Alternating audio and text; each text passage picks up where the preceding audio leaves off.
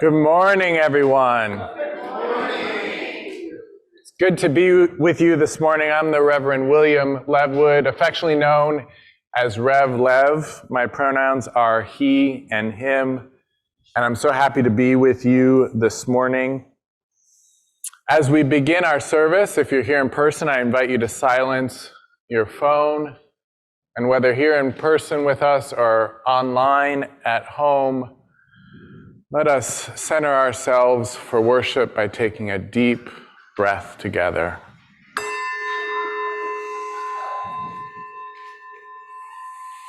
We open and welcome to the ancestral people of this land, acknowledging that our church, like all of Burke, rests on the unceded territory of the Manahoac tribe of the Great Sioux Nation. We seek healing and the realization of justice with the people of this land who live on in their descendants, the present-day members of the Monacan Indian Nation, the Patawomic Indian Tribe of Virginia, and the Piscataway Indian Nation. We honor the ancestors as we move toward healing so that all together shall one day know full justice. In a moment, I'm going to invite you to rise to sing our gathering song together. It's hymn number 188, Come, Come, Whoever You Are. The lyrics to this hymn are a free translation of Muslim mystic poet Jalaluddin Rumi. Often in the West, we imagine mystics as a small minority within a religious tradition. In contrast, in Islam, the mystical perspective embodied within Sufism has been a mainstream perspective for most of Islamic history, and this is still true to a large degree today. Unfortunately, so much of our image of Islam is from the most regressive, repressive, and violently revolutionary fringes of that tradition. While the majority of Muslims in the world today do not identify as Sufi, Sufism is a primary force that has shaped the mainstream of Islam both in the past and still today in the present. I think it's important to remember to be these more open and embracing forms of Islam that are at its mainstream, forms of Islam with much in common with our own Unitarian Universalism. In this hymn, for example, which I said is a poetic translation of the poetry of Rumi, it says, lover of leaving. A more accurate translation would be apostate, or one who denies the existence of God. In a religion such as Islam, which places God at the center, perhaps more so than any other religion, to welcome the lover of leaving tells us a lot about how God's love and mercy is at the center of Islam, just as love is at the center of Unitarian Universalism. Welcome to Accotink Unitarian Universalist Church. I'm Sheila Doles. My pronouns are she, her, and I'm happy to be your worship associate today. I hope you got a name tag or have put your name on your Zoom name tag. If you need help with that, let us know in the chat. If you're new to if you're not new to Accotink, look around. Do you see people you haven't met or haven't spoken to in a while? These people like you and want to meet you. Help us live up to our mission to be a welcoming and inclusive spiritual home for all by reaching out and making a connection. By visiting this congregation, newcomers are in a transition moment, and people in transitions are more open to new friendships. That means that your new best friend might be here this morning, and this is your chance to get to them before someone else does. Whether you're a longtime member or a newcomer or something in between, we encourage you to stay for our social hour, online and in person immediately after the service. We're so delighted that you decided to join us today, and welcome. I invite you now to rise in body or in spirit and join in reciting our chalice lighting words. Unitarian Universalism currently has 7 principles, but we're considering adapting them to 6 values, and we're going to recite those 6 values as our chalice lighting this morning with these introductory words. So please rise in body or in spirit as we say these covenantal words together. Love is at the center of Unitarian Universalism. Love is the practice of our living tradition.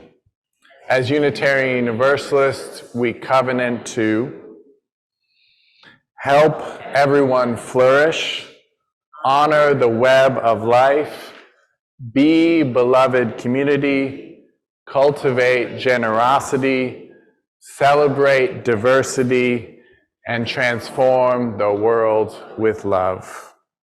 So this month we're exploring, every month we have Soul Matters themes throughout our 10 months of our church year, and we explored heritage and welcome in September and October, but this is the first month that we're exploring one of these new values, and that's the value of generosity. And each of these new proposed UU values is structured with an aspirational statement. You just said the short form of that aspirational statement, and then there's a second part that is what we're called to do to live into that value. So for example, with generosity, the aspirational statement, the longer version, is that we cultivate gratitude, a spirit of gratitude and hope. And then the second phrase is that we covenant to freely and compassionately share our faith, presence, and resources. And then every value also has a third line, which I think of as the how we do what we've just committed to doing. So in the case of generosity, that's our generosity connects us one to another in relationships of mutuality and interdependence. So that's how they're all structured, and we're looking at generosity this month. Last Sunday, we drew from the Jewish tradition. This is a very Abrahamic month. We draw from multiple sources in Unitarian Universalism, but it's not always so explicitly religious sources as it is this month. So last month, we looked to the Jewish tradition as we explored All Souls Day, which is actually a Catholic term. We looked to the Jewish tradition and the Mourner's Kaddish to look at generosity, or I coined the term intergenerosity, to describe how we're always both giving and receiving, that there's not a giver and a receiver, but even the receiver is giving and the giver is receiving in this relationship of mutuality. Next Sunday, we're going to look at the giving tree as we explore how we share our resources with generosity, that second line that I just read to you a moment ago. What it means to share generously, particularly in a way that honors limits and boundaries, so that all of our interdependent web of life is honored, respected, and able to thrive and flourish with dignity. We'll also celebrate next Sunday gratitude through the ritual of a bread and cider communion. Now, this is a riff on the Christian Eucharist. I said we're hitting all the Abrahamic traditions this month. It's a riff on the Christian Eucharist that I believe will allow those of us who still hold that tradition dear to experience some of the power of that ritual, while those of us who don't identify with Christianity or no longer identify with Christianity are also able to experience a transformed communion ritual that, in place of enacting Christ's salvific sacrifice, celebrates the harvest of the generous earth as we embody that generosity ourselves. So today, we're going to look to the Islamic tradition as we focus on how cultivating gratitude and hope can call forth a practice of generosity and a commitment to justice. Okay, we're now going to read a book about a group of mice who were advocating for a national cheese. So you can either sit here or you can go back and be with your family if you want while we read the book. The book is House Mouse, Senate Mouse, written and illustrated by Peter W. Barnes and Cheryl Shaw Barnes. America's mice have a government too, with presidents, senators, and Congress mice who are elected, debate, and vote the popular will. It's a rodent republic on Capitol Hill. There's a Capitol there that looks just like our own, a House Senate of column and stone. Mouse masons and workers copied every detail, from the tip of the dome down to every last nail. One day in Missouri, a wonderful state, a teacher, Miss Tough Mouse, at about 8:30, told her class, "Settle down, everyone, sit up straight. There's a special assignment and it must not be late. The class, all together, for worse or for better, must write to our Congress an interesting letter. You ought to get started, not later but soon, for you must turn it in by Thursday at noon." Well, the children excited did not waste a minute, working hard on their letter and what to put in it. For 3 classes straight, they wrote and they read when the letter was finished, and here's what it said. Dear Congress, we think there should be, if you please, a law to establish national peace. We like this idea. We hope it will pass. Yours sincerely, Miss Toughmost, 2nd grade class. Miss Tough Mouse, of course, gave the letter an A and mailed it to Congress the very next day, where it went to the mail room where mail comes in crates from Missouri, Mississippi, and other mouse states. To make a new law, Congress starts with a bill, a document written with care and with skill. To find the right words, mouse assistants begin at the Library of Congress and the books found within. Next, a committee considers the bill, for it just isn't finished or ready until the members discuss it, make changes and more, and finally send it along to the floor. But it's not always easy for all to agree on just what a bill should say or should be. For example, the bill for a national cheese caused a big disagreement and a lot of unease. Some mice wanted cheddar to take the top spot, some mice wanted Roquefort, but others said not. Some said Parmesan, some couldn't care less. So many opinions in such a big mess.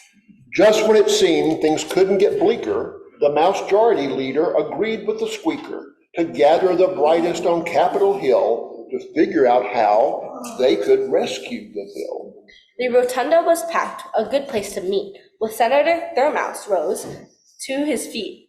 The oldest and wisest in Congress by years, the squeaker, the leader, the rest were all ears. We are city mice, country mice, large mice and small. We like many cheeses. In fact, we like them all. But we're Americans first, so now, if you please, let's agree that American is our national cheese. Bravo, they all shouted. Hooray, they yelled twice. What a good compromise, what a terrific advice. In the House and the Senate, it passed right away, and the president signed it the very next day. And back in Missouri, where everything started, Miss Tough Mouse's class was very warm-hearted. "Look, children, look," she said. "Isn't it grand? We live in a wonderful, wonderful land." You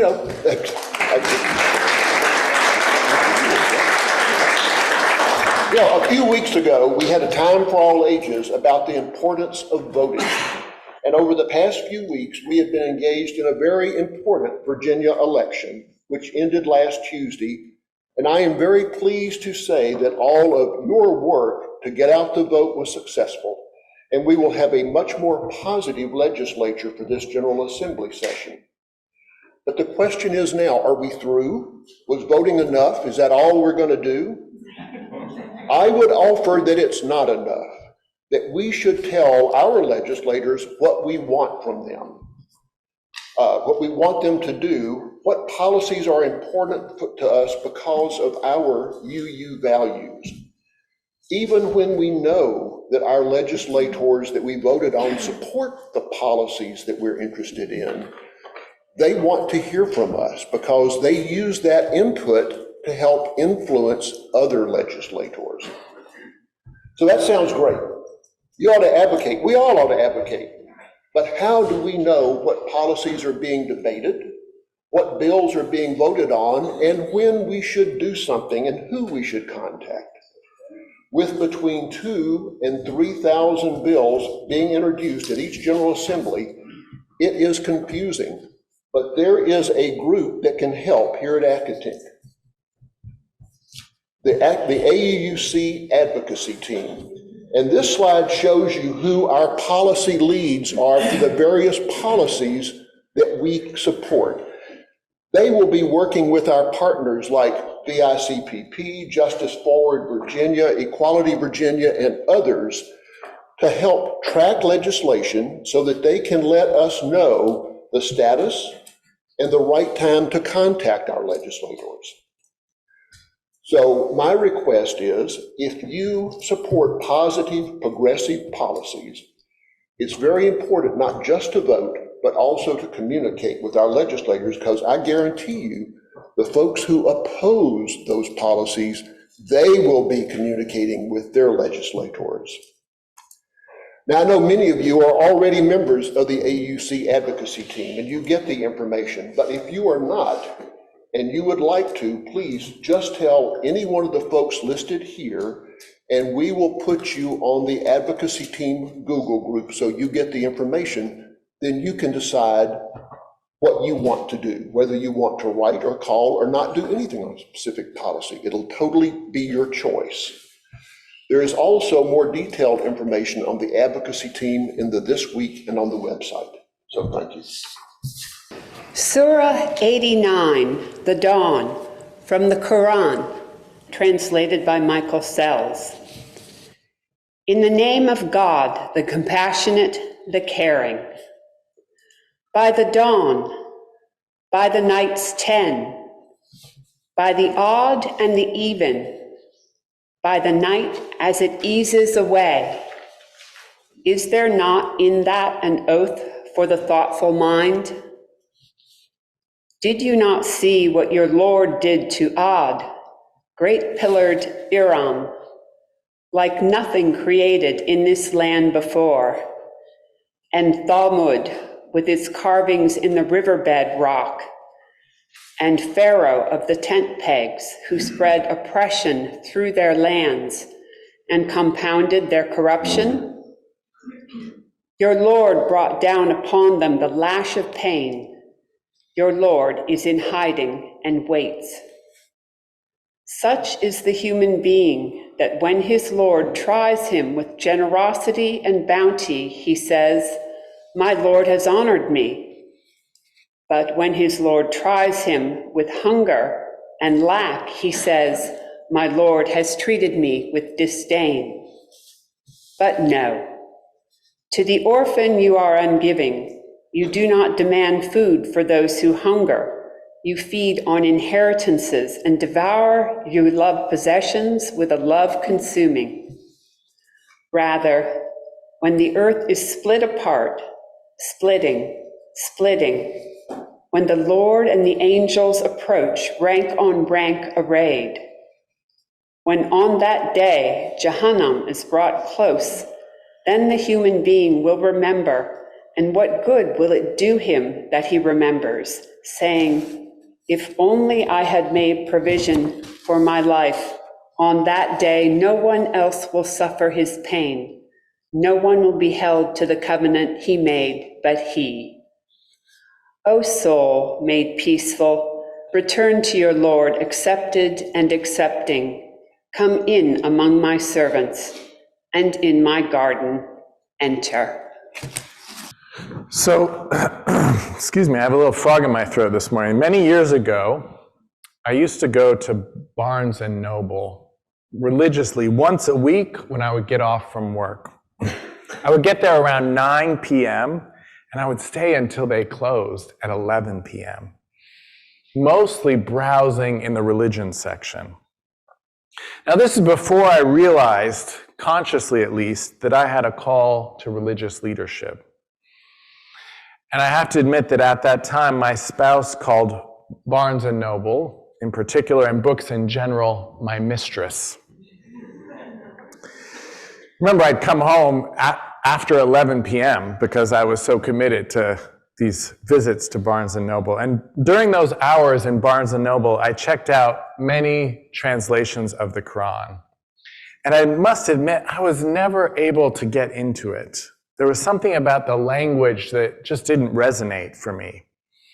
I have that same experience with Christian language as well. It just doesn't feel right. It just doesn't translate for me personally. And then in seminary, in Unitarian Universalist seminary, I was introduced to Michael Sell's translation of the Quran, a translation which captures the poetic beauty of the Quran. Now, unfortunately, Sells has only translated the surahs at the end of the Quran, not the entirety of the Quran. If you're looking for a good translation of the Quran in its entirety, I recommend the translation of Abdel Halim, published by Oxford University Press. At any rate, Sells has only translated the surahs at the end of the Quran. Now, one thing it's important to know about the Quran is that it's not arranged chronologically in any kind of narrative way. Rather, it opens with Surah Fatiha, Islam's corollary to the Lord's Prayer in Christianity. And then, after that, it's arranged from the longest surah to the shortest surah. So the surahs at the end of the Quran, translated by Sells, are the shorter surahs, and here we find a clear and concise expression of the heart of the Quranic message. Here in the shorter surahs, many of which were the earliest revelations given to the Prophet Muhammad, peace and blessings be upon him. Here in the shorter surahs are the central themes of Islam are articulated. And then in those longer surahs, that's where you find the details, including legalistic lists of rules, stories, and a repetition of the key themes of ethical responsibility, gratitude and reverence for God, and the need to create a just, equitable, and compassionate human society that cares for all people, especially the most vulnerable. In Islam, everything comes from the divine. So even though humans are afforded the right to have private property, the ability to accumulate wealth, in the deepest sense, it's emphasized in Islam that nothing belongs to us. That because all of it comes from God, our possessions are not truly our possessions, but God's. So even when we've earned something through hard work, we're still implored to look upon any wealth or any success we've had in life with gratitude to God as the source of these blessings. And since everything is a gift from God, from this wellspring of gratitude, the human being is expected to be generous as God is generous. It's incumbent upon each of us to be generous with each other and with those most in need. As you heard a moment ago, such is the human being that when his Lord tries him with generosity and bounty, he says, "My Lord has honored me." But when his Lord tries him with hunger and lack, he says, "My Lord has treated me with disdain." The Quran continues, "But no, to the orphan you are ungiving. You do not demand food for those who hunger. You feed on inheritance and devour. You love possessions with the love consuming." Here the Quran is suggesting that both abundance and lack are gifts from God. The implication in the second instance is that we're meant to be grateful to God even when we have hardships in life. The suggestion seems to be that there is a teaching in hardship, an opportunity, even in hard times, to learn a lesson. Perhaps the lesson of forbearance, perhaps those hard times can soften our hearts so that we can be more compassionate and generous towards others. And the Quran is also saying that when we experience the opposite, when we experience abundance, we have a responsibility to share generously from that abundance. It's even described as a test. Will we respond to God's generosity with gratitude and with generosity towards others? Or will we hoard our possessions, loving them with a love consuming? Will we share this abundance generously with others, with those who have the most need in that moment in time, who could be us at another moment in time, with the orphan, with the hungry? Religious scholar Karen Armstrong gives some background to these revelations in the Quran. She describes the city of Mecca in the time of the Prophet Muhammad as an early capitalist society with a rising merchant class and increasing economic disparity between the poor and the wealthy. You see, at an earlier time in Arabic society was organized in large familial and tribal groups, and the individual was cared for by the group. But as this societal structure was giving way to a more individualistic and capitalist reality, the revelation of the Quran was sent to the Prophet Muhammad to put forth a new way of being, one in which all of humanity was seen as equal in light of a singular God who cares about everyone. Bismillahir-Rahmanir-Rahim, in the name of God, the compassionate, the caring. This phrase opens every surah of the Quran save one, and here we find the two primary aspects of God's love. Ar-Rahman, that love which, like the sun, shines on all, the just and the unjust alike.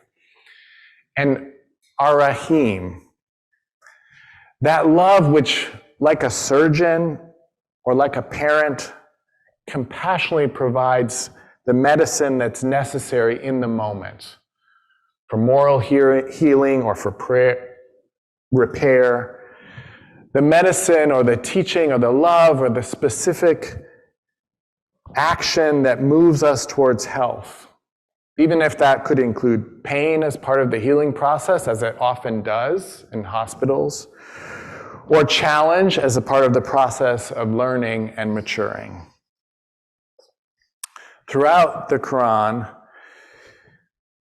describes an image of an ideal human society that flows from God's love. And that ideal human society is very similar to the term beloved community that you named earlier as a UU value, a diverse and equitable society that is just and compassionate. Muslim scholar Fazlur Rahman, in his book Major Themes of the Quran, describes it this way. The Quran's goal of an ethical, egalitarian social order is announced with a severe denunciation of the economic disequilibrium and social inequalities prevalent in contemporary commercial Meccan society at the time. The Quran began by criticizing two closely related aspects of the society: the polytheism or multiplicity of gods, which was a symptom of the segmentation of society, and the gross socioeconomic disparities that equally rested on and perpetuated a pernicious divisiveness of mankind. The economic disparities were the most persistently criticized because they were the most difficult to remedy and were at the heart of social discord. Although tribal rivalries with their multiple entanglements and of alliance, enmity, and vengeance were no less serious. So you see the connection between the belief in one God and humanity as equal before that God. Now I know in a UU context, many of us are atheist or agnostic, or some of us are polytheist, and we find ways to still find that unity of humanity without belief in one God. But this is the Quranic message.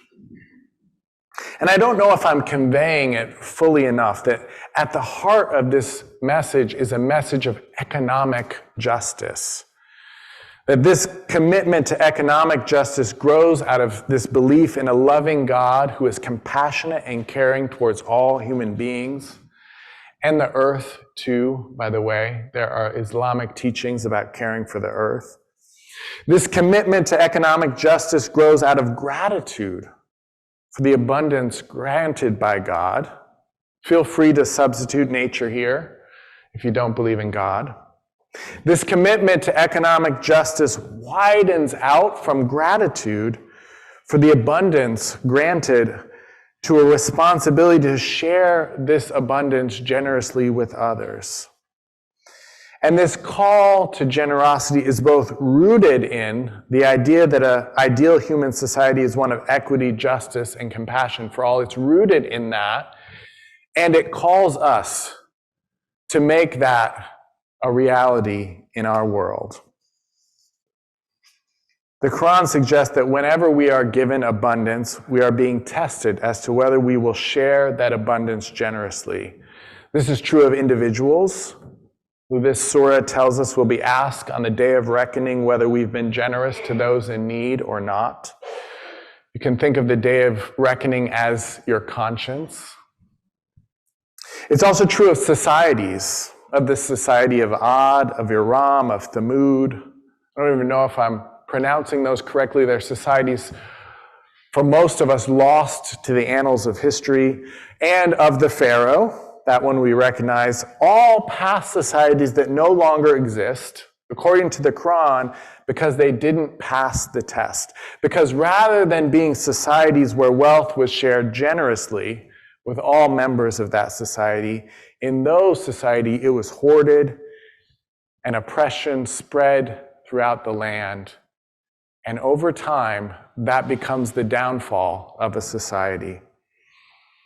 The surah says, by the dawn, by the night's 10, by the odd and the evening, by the night as it eases away, is there not in that an oath for the thoughtful mind?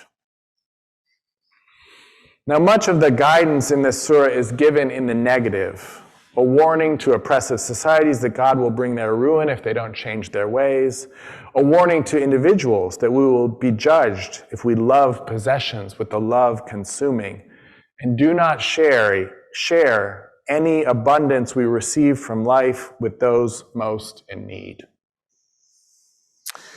And it's important to note that there's a lot of imagery in the Quran of heaven and hell. Generally, we don't put a lot of focus on hell or even believe in hell as Unitarian Universalists. But I want to point out that Michael Sells, the translator who's also a scholar of the Quran and of Islam, Michael Sells draws attention to the poetic way hell is described in the Quran, particularly in these shorter surahs. Sells, in his commentary and his translation, draws attention to the possibility, if you really look at the words of the Quran, to the possibility that it might be describing an existential hell, a feeling or state of being a person experiences when not living right. Like, for example, in this surah, the phrase that says, you love possessions with the love consuming, suggesting that the fires of hell could be the person's consuming love of possessions itself, that is a kind of existential hell we can put our own selves into.